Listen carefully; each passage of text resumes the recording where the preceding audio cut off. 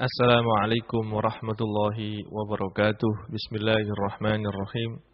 Alhamdulillahirabbil alamin wassalatu wassalamu ala asyrafil anbiya'i wal mursalin sayyidina Muhammadin wa ala alihi wa sahbihi wa man tabi'ahu ila yaumiddin. Amma ba'du.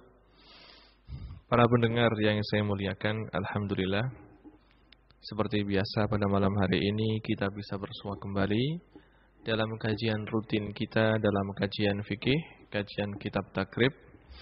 Alhamdulillah, dalam kajian kita yang lalu telah kita bahas mengenai masalah rohan, atau dalam bahasa Indonesianya mengenai hal-hal yang berhubungan dengan gadai, masalah gadai.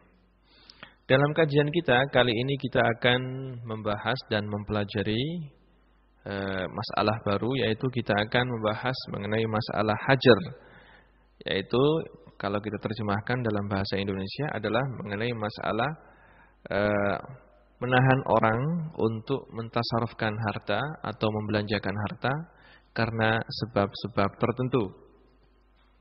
Di sini Imam Abi Suja beliau berkata, Bismillahirrahmanirrahim, faslun wal hajru ala sittatin as-sabiyyi wal majnuni was-safihi al-mubaddiri limalihi wal muflisi alladhi irtakabathu ad-duyun wal maridi al-makhufi alayhi fi ma zada ala thuluth wal 'abdi alladhi lam yu'dhan lahu fit tijar.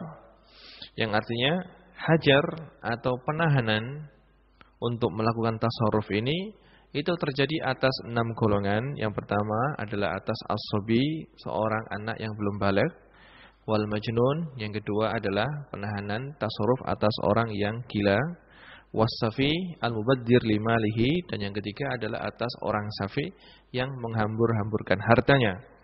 Wal muflis, yang keempat adalah hajar atau penahanan tasarruf atas orang yang bangkrut, alladzi irtakabathu duyun, yang mana orang bangkrut ini terbelenggu atau terbelit hutang yang sangat banyak. Wal marid, dan atas orang yang sakit, al-makhufi alaihi, yang mana marid yang dia derita adalah sakit yang dia derita adalah sakit yang sangat berbahaya yang bisa menyebabkan kematian. Fi ma zada ala thuluth, jika dia mentasarrufkan atau membelanjakan hartanya lebih dari sepertiga harta yang dia miliki.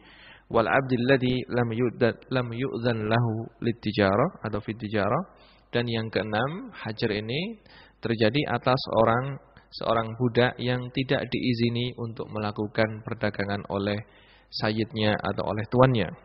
Sebelum kita membahas masalah ini lebih lanjut dan memperdalam masalah ini lebih lanjut, terlebih dahulu kita akan mengetahui arti daripada lafaz hajar itu menurut para ahli fikih dan dalil-dalil diperbolehkannya hajar. Lafaz hajar dalam bahasa Arab itu mempunyai arti al-man'u, mencegah atau membatasi. Ini adalah arti daripada hajar itu sendiri. Sedangkan hajar menurut pengertian ahli fikih adalah al-man'u minat tasarrufat al-maliyah li sababin yukhillu biha syar'an, adalah pembatasan atau pencegahan untuk melakukan segala bentuk tasarruf terhadap harta. Pencegahan atau pembatasan terhadap segala bentuk tasarruf atau pembelanjaan terhadap harta karena salah satu sebab yang akan kita terangkan. Dan seperti yang telah kita ketahui, sebagaimana nas atau perkataan Imam Abi Suja yang telah kita baca tadi, yaitu sebab-sebab yang mewajibkan atau yang menjadikan seseorang dibatasi untuk melakukan tasarruf dalam hartanya itu banyak sekali. Termasuk sebab ini adalah sebab gila, atau sebab sakit, atau sebab safih, dan yang lainnya yang akan kita bahas nantinya. Hajar atau pembatasan, pencegahan terhadap segala bentuk tasarruf ini adalah diperbolehkan dan dianjurkan dalam agama. Dalil daripada hal ini adalah bisa kita lihat dalam ayat Al-Quran, dalam surat An-Nisa. Allah Subhanahu wa ta'ala telah berfirman, A'udzu billahi minasyaitonir rajim. Wala tu'tus sufaha'a amwalakum allati ja'alallahu lakum qiyaman. Yang artinya, dan janganlah kamu berikan harta kamu. Janganlah kamu pasrahkan harta kamu kepada orang-orang safih. As-sufaha, orang-orang yang safih. Sufaha ini adalah jamak daripada lafaz safih. Siapa safih itu? Seperti yang akan kita terangkan, safih adalah orang yang tidak bisa mentasarrufkan harta dengan baik. Seperti orang yang menghambur-hamburkan harta, atau orang yang membuang harta, tidak bisa mentasarrufkan hartanya dengan baik. Maka janganlah kamu, Allah Subhanahu wa taala berfirman, wala tu'tus sufaha'a amwalakum. Janganlah kamu menyerahkan atau memberikan harta-harta kamu kepada orang-orang safih. Ya, dari sini Allah Subhanahu wa taala kalau kita lihat ya, kalau kita cermati dari ayat tadi, Allah Subhanahu wa taala melarang para orang tua atau orang yang menjadi wasi, orang yang diwasiati untuk menyerahkan atau meletakkan harta mereka, diserahkan kepada mereka. Karena apa? Karena harta tersebut akan hilang begitu saja, karena orang tersebut tidak bisa membelanjakan dan tidak bisa mengatur hartanya dengan baik. Harta tersebut akan hilang begitu saja. Sedangkan syariat Islam melarang kita untuk menyia-nyiakan harta. Al-Islamu yamna'u an tadyi'il mal. Islam melarang atau mencegah untuk menghambur-hamburkan harta atau menghilangkan harta atau membuang harta, karena semua itu karena ini termasuk masuk dalam kategori tabdzir, yang mana tabdzir itu sendiri dilarang oleh Allah Subhanahu wa taala. Kemudian dalam surat yang lain seperti dalam surat Al-Baqarah ayat 281, Allah Subhanahu wa taala telah berfirman, a'udzubillahi minasyaitonirrajim, fa in kana alladzi 'alaihi al-haqqu safihan aw dha'ifan aw la yastati'u ayyumilla huwa falyumlil waliyuhu bil adli. Yang artinya, dan jika orang yang mempunyai hak itu adalah orang yang safih, orang yang tidak bisa membelanjakan, tidak bisa mengatur hartanya dengan baik, au dhaifan, atau orang yang lemah seperti anak kecil yang belum baligh, yang belum bisa berpikir dengan dewasa, atau orang yang rusak akalnya, orang gila, aula yastati'u ayyumilla, atau orang yang tidak bisa mengimlakkan, ya, falyumlil waliyuhu bil adil, maka hendaklah orang yang bertugas sebagai wali, sebagai orang yang mengurus anak tersebut atau orang yang lemah tersebut untuk menangani segala urusan yang berhubungan dengan harta orang-orang yang disebutkan tadi. Ya, di sini Allah Subhanahu wa taala, ya, di sini Allah, dalam ayat ini Allah Subhanahu wa taala memberitahu kepada kita bahwasanya orang-orang yang disebutkan tadi, yaitu safih dan orang yang dhaif seperti anak kecil dan orang yang gila, atau orang yang punya akalnya belum sempurna, mereka semuanya itu tidak boleh melakukan tasarruf atau melakukan segala bentuk tasarruf atau segala bentuk transaksi yang berhubungan dengan harta mereka, kecuali diwakili oleh siapa? Oleh wali mereka, yaitu orang yang menjadi wali atas mereka semuanya, baik itu wali itu bapaknya atau pamannya atau orang yang diwasiati atas orang-orang tersebut. Ini berarti mereka semuanya tidak bisa mentasarrufkan harta mereka dengan diri mereka sendiri. Kemudian dalam surat yang lain Allah Subhanahu wa taala telah berfirman, "Wabtalul yatama", a'udzubillahi minasyaitonirrajim, "Wabtalul yatama hatta idza balagun nikah, fa in anastum minhum rusydan fadfa'u ilaihim amwalahum." Wabtalul yatama. Wabtalu artinya wakhtabiru, yakni ujilah anak-anak yatim tersebut hatta idza balagun nikah, sehingga mereka kalau sudah sampai kepada umur nikah, umur baligh, fa in anastum, kalau kamu mengetahui dan menemukan dalam diri mereka itu rusydan, bahwasanya mereka itu telah dewasa, fadfa'u ilaihim amwalahum, maka berikan harta mereka kepada mereka. Jadi kalau anak-anak kecil, anak yatim yang telah kamu didik, yang telah menjadi tanggung jawab kamu, itu sudah dewasa, sudah bisa berpikir dengan jernih, sudah bisa membelanjakan hartanya dengan baik, maka sekarang kamu boleh menyerahkan harta mereka, kembalikan kepada mereka kembali.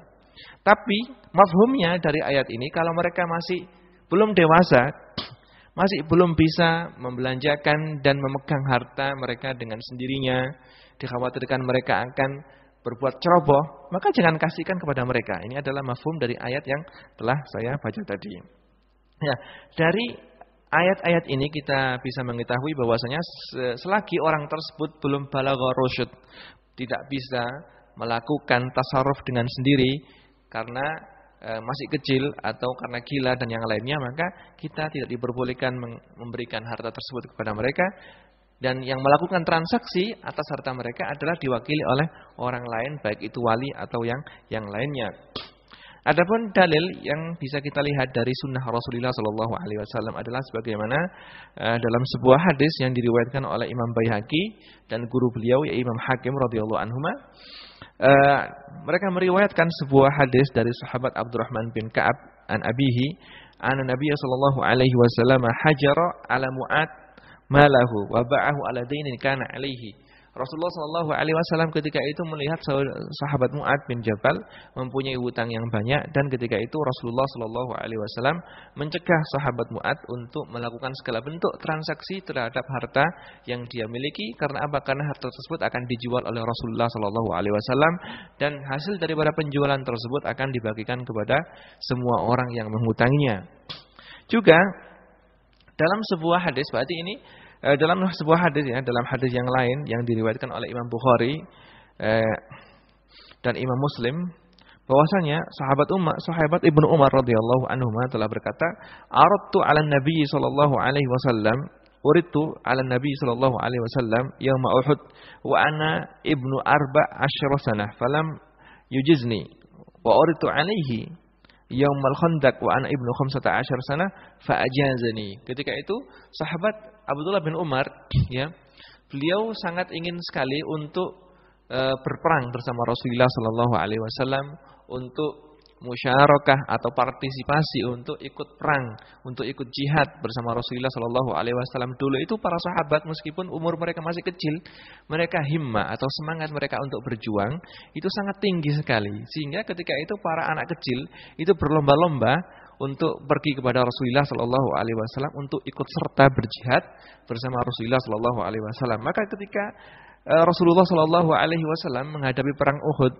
sahabat Abdullah bin Umar ingin ikut serta dalam peperangan tersebut. Tapi ketika itu sahabat Abdullah bin Umar ditanya sama Rasulullah, dan beliau mengatakan bahwasanya umur saya masih 14 tahun dan anak yang umurnya 14 tahun belum mencapai umur baligh. Maka sama Rasulullah sallallahu alaihi wasallam mereka dikembalikan, tidak boleh ikut perang karena mereka belum kewajiban untuk ikut jihad karena mereka belum baligh. Tapi ketika Rasulullah sallallahu alaihi wasallam akan menghadapi perang Khandaq, maka sahabat Abdullah bin Umar datang kembali kepada Rasulullah sallallahu alaihi wasallam. Ketika itu beliau ingin daftar untuk ikut jihad, dan ketika ditanya oleh Rasulullah sallallahu alaihi wasallam umur beliau sudah mencapai 15 tahun, baru Rasulullah sallallahu alaihi wasallam memperbolehkan sahabat Abdullah bin Umar untuk ikut serta berjihad pada perang Khandaq. Ini menandakan bahwasanya anak yang belum baligh, belum umur 15 tahun atau belum baligh, misalnya belum pernah keluar air sperma, maka anak tersebut segala bentuk tasarruf yang dia lakukan adalah tasarruf yang tidak dianggap, karena dia adalah orang yang belum kena taklif atau belum kena perintah untuk melakukan kewajiban, maka segala bentuk tasarrufnya dianggap tasarruf yang tidak dianggap oleh syarak. Juga banyak sekali kalau saya sebutkan satu persatu hadis masalah ini, maka sangat banyak sekali ya, nanti waktunya habis untuk menyebutkan dalil-dalil saja.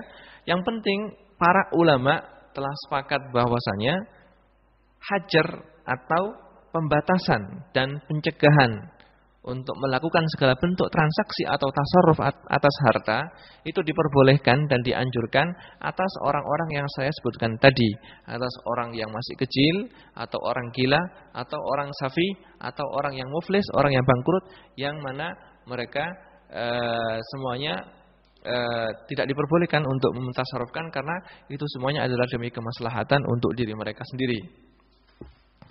Terus di sini Imam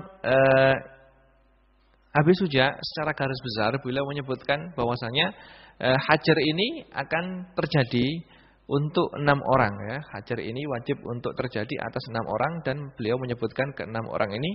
Ke-6 orang ini adalah satu adalah as-sabi, anak kecil, wal majnun dan orang yang gila, was-safi dan orang yang safi.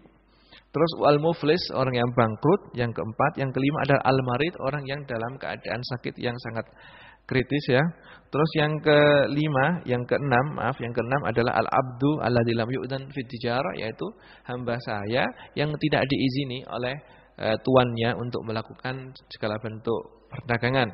Lah keenam orang inilah orang yang wajib untuk kita hajar, orang yang wajib untuk kita belenggu, kita larang untuk melakukan segala bentuk tasarruf atau transaksi atas harta yang mereka miliki. Secara garis besar, hajar ini dibagi menjadi dua. Ya, hajar ini dibagi menjadi dua. Yang pertama adalah hajar yang mana faedah atau kemaslahatan untuk hajar itu sendiri kembali kepada mahjur alaih.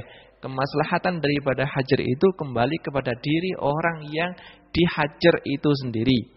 Kemaslahatan daripada pembatasan tasarruf atau pembatasan transaksi ini adalah manfaatnya dan faedahnya kembali kepada orang yang dihajar itu sendiri. Ya. Ini adalah hajar atas orang anak kecil ya, hajar atas anak kecil atau hajar atas orang yang gila dan hajar atas orang safi. Nah, hajar atau pembatasan dan pelarangan melakukan segala bentuk tasarruf atas anak kecil dan atas orang yang gila, juga atas orang yang safi, ini faedahnya kembali kepada mereka bertiga itu sendiri. Karena apa? Karena kalau kita tidak mencegah anak kecil untuk melakukan segala bentuk tasarruf, nanti tasarrufnya tidak karu-karuan.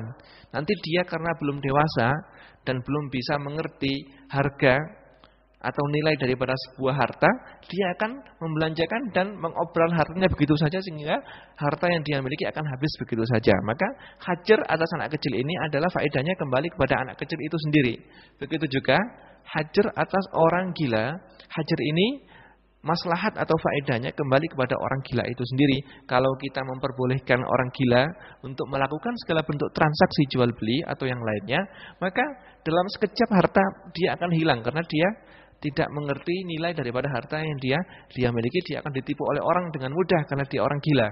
Begitu juga orang yang safi, orang yang tidak bisa membelanjakan dan tidak bisa mentasarufkan hartanya dengan baik, karena maka orang ini dihajar atau dilarang untuk melakukan segala bentuk transaksi. Faedah pelarangan ini akan kembali kepada dirinya sendiri. Ya, ini yang pertama. Bagian yang kedua, hajar yang mana faedah daripada hajar atau pembatasan ini kembali kepada orang lain, kembali kepada orang lain. Siapa ini? Ini orang ketiga, yaitu hajar atau pembatasan tasarruf atas orang yang muflis, orang yang bangkrut ya, orang yang bangkrut yang mana orang tersebut mempunyai hutang lebih banyak daripada harta yang dia miliki. Maka kalau orang yang menghutangi itu menuntut kepada pengadilan untuk agar pengadilan membatasi dan mencegah orang tersebut untuk membelanjakan dan mentasarrufkan hartanya, maka pembatasan ini atau hajar ini faedahnya akan kembali kepada orang yang menghutangi, tidak kembali kepada al-mahjur alaih. Begitu juga orang yang sakit ya, orang yang sakit keras, yang mana sakitnya ini adalah sakit yang bisa menyebabkan kematian, mereka tidak diperbolehkan untuk tasarruf ya, tidak boleh diperbolehkan tasarruf lebih dari sepertiga dari harta yang dia milikinya. Semuanya adalah karena untuk faedah orang yang akan ditinggalkan, untuk faedah ahli waris ya, biar ahli warisnya itu bisa mendapatkan warisan yang cukup darinya. Maka agama melarang orang yang dalam keadaan sakit keras untuk mentasarrufkan hartanya, yang mana tasarruf ini lebih dari sepertiga dari harta yang dia miliki. Begitu juga seorang abdun, seorang hamba sahaya tidak boleh mentasarrufkan harta yang dia miliki, karena segala bentuk harta yang dia miliki adalah milik daripada tuannya. Maka hajar atas abd ini atau atas hamba sahaya ini adalah demi kemaslahatan tuan atau sayyid yang memiliki budak sahaya tersebut. Ya. Terus setelah kita membahas itu semua, kita akan menjelaskan mengenai hukum dari setiap orang ya.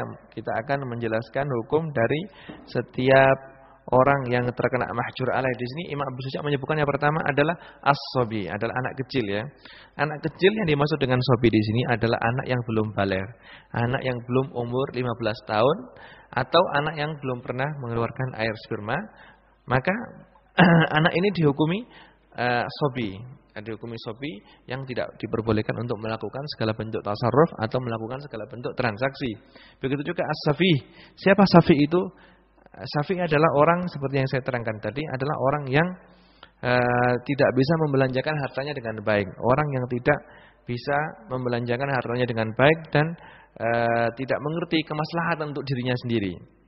Maka dia biasanya menghambur-hamburkan harta tanpa ada sebab, atau orang yang membuang hartanya tanpa sebab, misalnya orang tersebut adalah termasuk dalam golongan orang yang safi. Yang ketiga adalah orang yang gila, orang yang majnun. Orang-orang ini, anak kecil dan safi dan orang yang gila, majnun, mereka semuanya segala bentuk tasarruf yang mereka lakukan, segala bentuk transaksi yang mereka lakukan atas harta mereka, maka tasarruf tersebut tidak sah. Baik itu dalam bentuk jual beli atau memberikan hartanya kepada orang lain, atau misalnya menyewakan hartanya kepada orang lain, semuanya itu tidak sah. Semuanya itu tidak sah. Di sini Imam Abu Syuja menyebutkan, beliau berkata, wa tasarrufus sabi wal majnun was-safi ghairu sahih. Segala bentuk tasarruf yang dilakukan oleh anak kecil yang belum baligh, atau orang gila, atau orang yang safih, ghairu sahihin, tidak sah. Tidak sah. Maka kalau ada anak kecil atau ada orang gila atau ada orang safih membeli sesuatu atau utang sesuatu atau menjual sesuatu, maka segala bentuk tasarruf yang dia lakukan tadi tidak sah. Jika dia membeli sesuatu terus barangnya telah dia ambil, ya, atau dia telah mengambil barang seseorang, terus barang tersebut rusak di tangannya, maka dia tidak wajib untuk mengganti.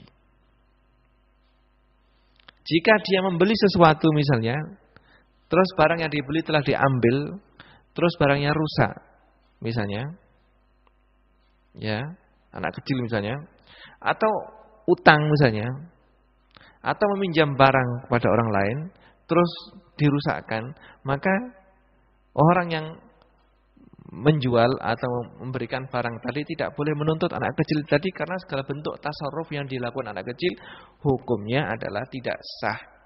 Maka dia tidak boleh nuntut. Salah kamu sendiri mengapa memberikan barang kepada anak kecil.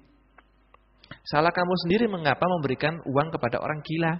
Kenapa Anda mengasih utang kepada orang gila? Kalau dia tidak membayar, jangan dituntut. Karena orang gila, segala bentuk tasarruf yang dia lakukan tidak sah. Kecuali dalam 3 keadaan. Kalau orang tersebut anak kecil atau orang gila atau orang safi itu menerima barang baik dengan cara jual beli atau dengan cara utang dari orang lain yang seperti mereka, maka orang tersebut apa? Kalau dia merusakkan barang tadi, maka dia wajib untuk mengganti. Misalnya A gila, B gila. A ini meminjam uang dari B yang sama-sama gila, terus uangnya hilang, maka B wajib untuk mengganti uangnya, karena sama-sama gila. Begitu juga kalau sama-sama anak kecil. Tapi kalau yang salah satunya dewasa, maka ya kamu sendiri yang dewasa yang salah. Mengapa memberikan utang atau menjual sesuatu kepada anak kecil atau orang gila? Atau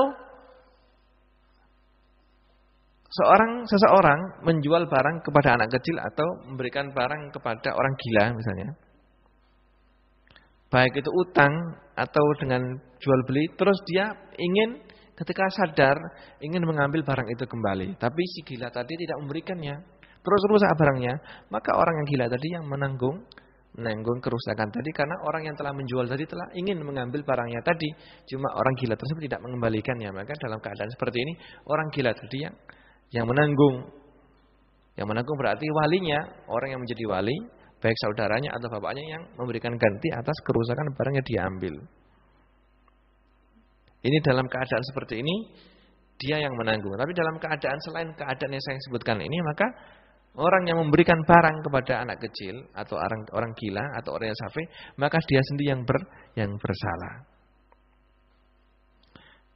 Yang kedua, seperti yang saya katakan, karena segala bentuk tasarruf yang dilakukan oleh anak kecil atau orang gila atau orang yang safih itu tidak sah, maka jika mereka ini ikrar atau mengucapkan pengakuan yang berhubungan dengan harta, maka pengakuannya tidak sah. Seperti orang gila ngaku bahwasanya saya pernah berhutang kepada B, misalnya. Maka pengakuannya tidak sah. Pengakuan yang dia ucapkan dalam keadaan gila tidak sah. Begitu juga kalau anak kecil misalnya. Anak kecil misalnya ngaku dia utang kepada A misalnya. Maka pengakuan ini dianggap tidak sah. Dianggap tidak sah. Kalau misalnya ada yang nuntut, misalnya ada orang yang nuntut, misalnya orang gila ini dituduh misalnya punya utang, diangkat ke pengadilan. Terus orang gila ini di tengah pengadilan ngaku bahwasanya saya pernah berhutang. Terus orang yang mendakwa ini mendatangkan saksi. Maka semuanya itu tidak ada gunanya karena pengakuan orang gila dianggap tidak sah. Ini kalau pengakuan yang berhubungan dengan harta. Adapun segala bentuk tasarruf yang tidak berhubungan dengan harta, misalnya ibadah dia, misalnya, maka tasarruf yang tidak berhubungan dengan harta hukumnya adalah sah. Hukumnya adalah sah. Kalau tasarruf yang dia lakukan adalah tasarruf yang tidak berhubungan dengan harta, maka tasarrufnya adalah sah. Terus perlu dicatat juga, kalau memang orang yang safih tadi, ya, kalau orang safih tadi itu adalah orang yang safih mulai dari kecil. Jadi dari kecil dia safih, tidak bisa akalnya ya, atau idiot sekali, misalnya, atau sehingga dia segala bentuk tasarruf yang dia lakukan tasarruf yang tidak keluar dari tasarruf, seakan-akan tasarruf tersebut keluar dari orang yang tidak dewasa misalnya. Kalau memang safihnya orang tadi itu adalah sudah dari kecil safih, ya, maka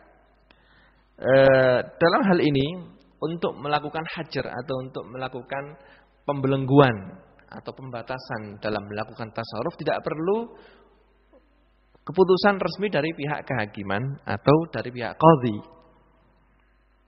Karena dia safi mulai kecil. Jadi kalau ada orang safi mulai kecil, dari kecil dia sudah safi. Sampai dia umur 20 tahun masih safi dia. Belum bisa membelanjakan hartanya dengan baik, misalnya karena orang tersebut idiot misalnya. Atau memang karena orang itu wataknya seperti itu, ya, misalnya. Maka dalam hal ini untuk tidak perlu untuk menghukumi bahwasanya orang ini safi, tidak perlu keputusan resmi dari pihak kehakiman, ya. Tidak perlu keputusan resmi dari pihak kehakiman. Tapi kalau misalnya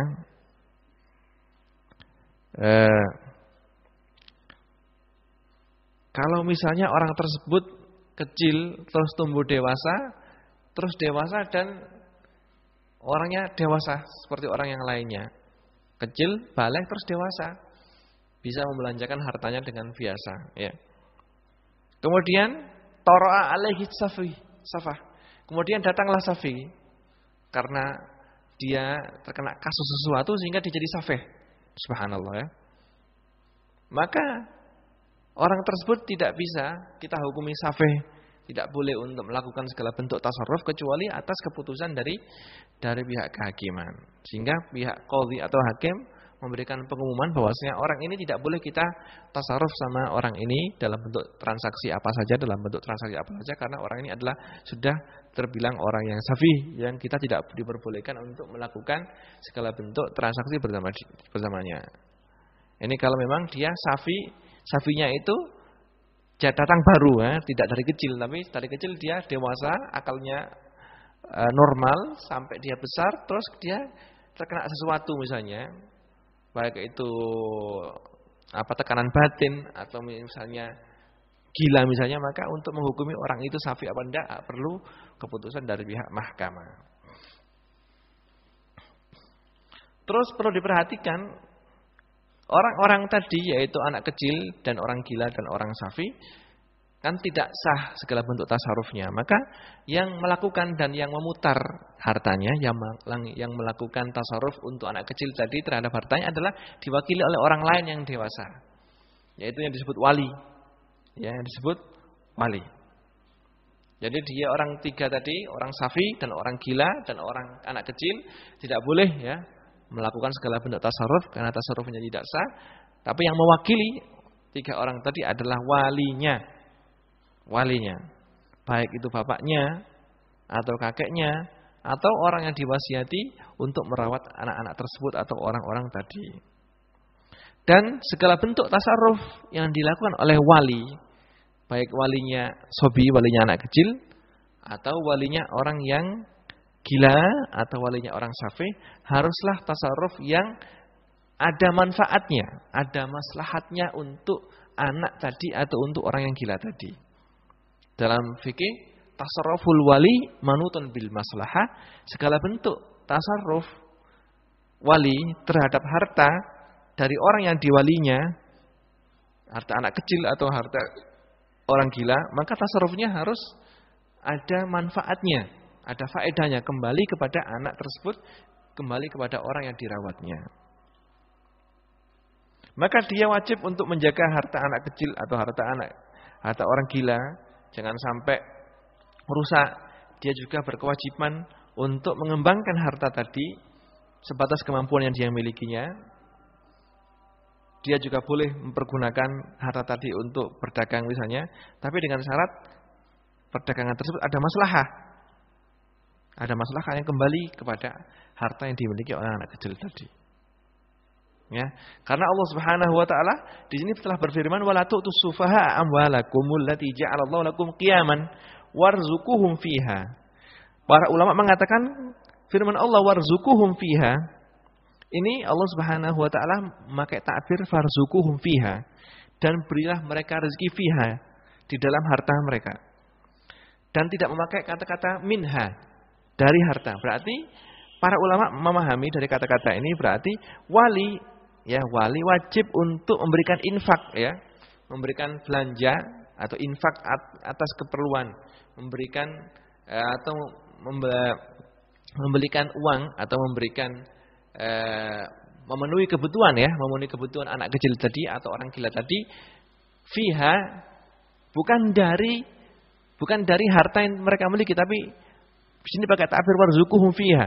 Berarti mereka tidak boleh tasarruf terhadap ain atau terhadap harta yang dimiliki oleh anak kecil tadi atau orang gila tadi, tapi tasarruf infak atau biaya perawatan anak tadi adalah diambil dari hasil yang dihasilkan oleh harta yang dia miliki.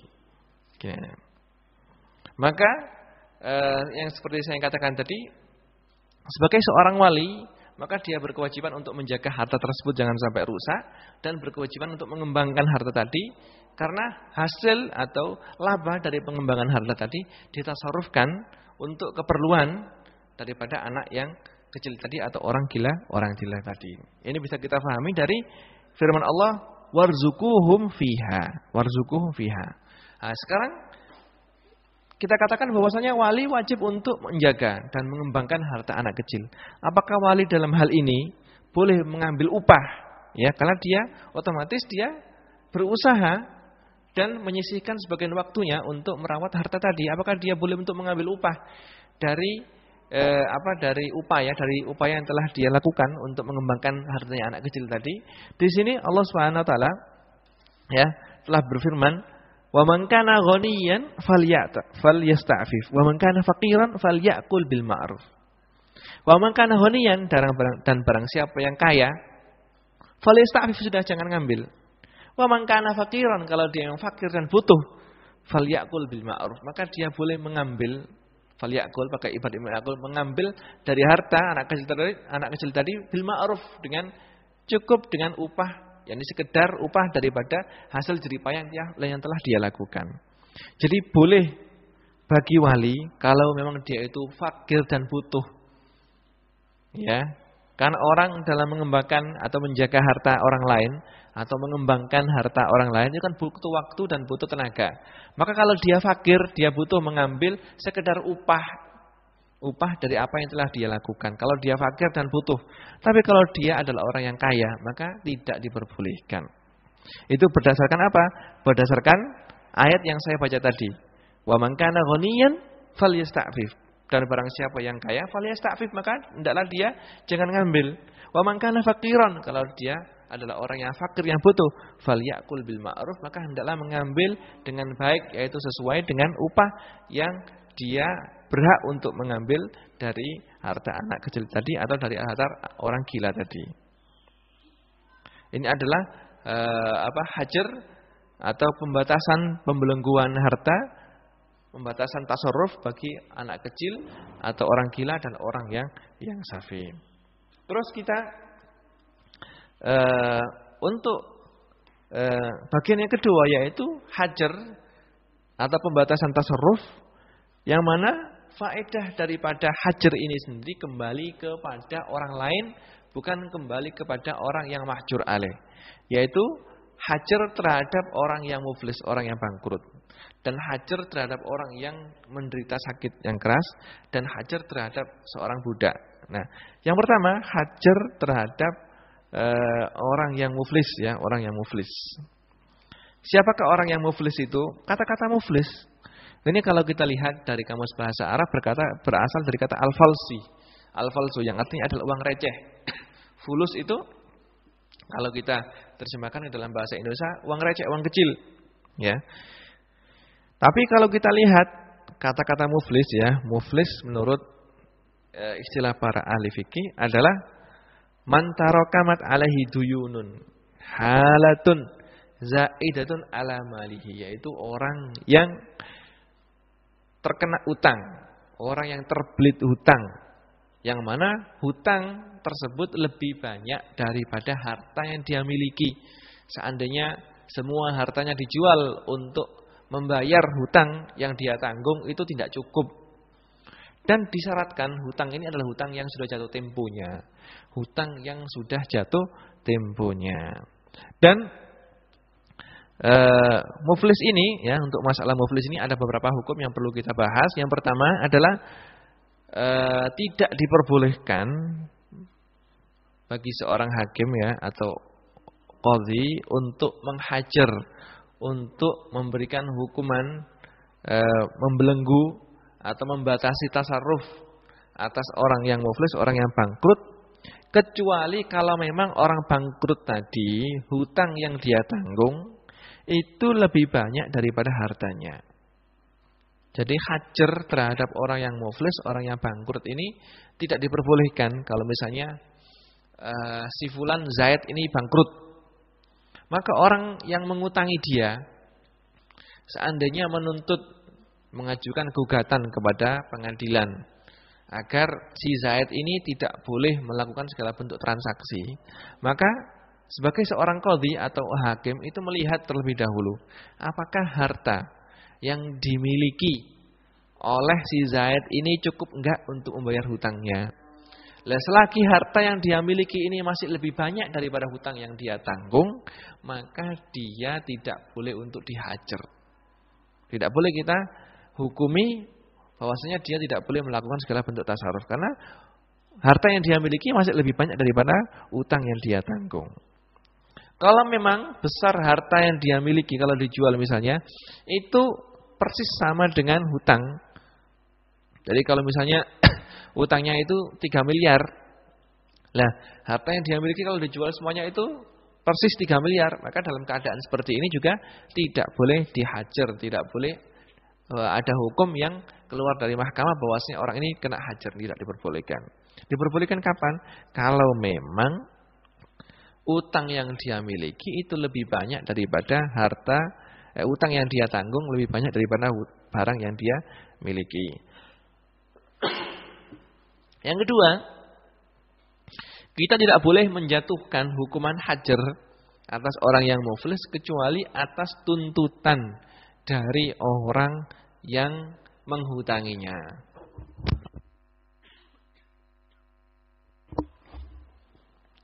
Kalau memang pihak orang yang menghutanginya itu ridho misalnya dengan keadaan bahwasanya si Zaid ini utangnya banyak dan tidak mau nagih, maka sudah tidak boleh pihak pengadilan atau pihak hakim menjatuhkan hukuman hajar atas orang muflis. Jadi kapan hakim atau qadhi itu menjatuhkan hukuman hajar atau hukuman tidak boleh tasarruf atas orang yang muflis atau orang bangkrut itu kalau memang orang yang menghutangi itu minta atau menuntut qadhi atau hakim untuk menghajarnya atau untuk membatasi dia untuk tasarruf. Kalau tidak ada tuntutan maka tidak diperbolehkan. Tidak diperbolehkan. Karena apa? Karena Rasulullah Shallallahu Alaihi Wasallam ketika beliau menjatuhkan hukuman hajar ya, hukuman hajar atas sahabat Mu'ad ya, itu beliau melakukan hal ini karena tuntutan ya, karena tuntutan orang yang menghutangi Mu'ad. Karena orang-orang yang menghutangi Mu'ad semuanya datang kepada Rasulullah dan minta kepada Rasulullah untuk mencegah sahabat Mu'ad melakukan segala bentuk tasarruf. Karena apa? Karena mereka yang menghutangi, orang yang menghutangi ingin agar hutangnya dibayar oleh Mu'ad. Mereka ingin Mu'ad untuk menjual segala bentuk hartanya. Nanti uang dari hasil penjualan harta tadi itu dibuat untuk membayar hutang. Ya. Terus kalau memang pihak hakim atau pihak pengadilan telah menjatuhkan hukuman hajar ya, menjatuhkan hukuman tidak boleh melakukan segala bentuk tasarruf atas orang yang muflis, maka segala hak tanggungan orang muflis tadi, utang-utang dia, itu semuanya beralih kepada hartanya. Jadi harta tadi itu sudah, harta yang dimiliki oleh orang yang bangkrut tadi itu disita semuanya oleh pihak pengadilan. Dan orang yang bangkrut tadi tidak boleh untuk utak-utik atau tasarruf terhadap harta yang sudah disita oleh pihak pengadilan. Seakan-akan harta tadi itu menjadi harta apa? Menjadi harta yang digadaikan untuk membayar hutang yang telah dia tanggung. Ya. Dan segala bentuk harta diambil, disegel atau disita. Misalnya sawahnya, sepedanya. Kemudian yang disisakan untuk orang yang muflis ini, kalau memang pihak orang yang menghutangi ini menuntut untuk hajar, maka disisakan makanan untuk 1 hari 1 malam plus pakaian yang cukupnya yang pantas untuk dia. Adapun selebihnya daripada itu disita semuanya oleh pihak qadhi atau pihak pengadilan.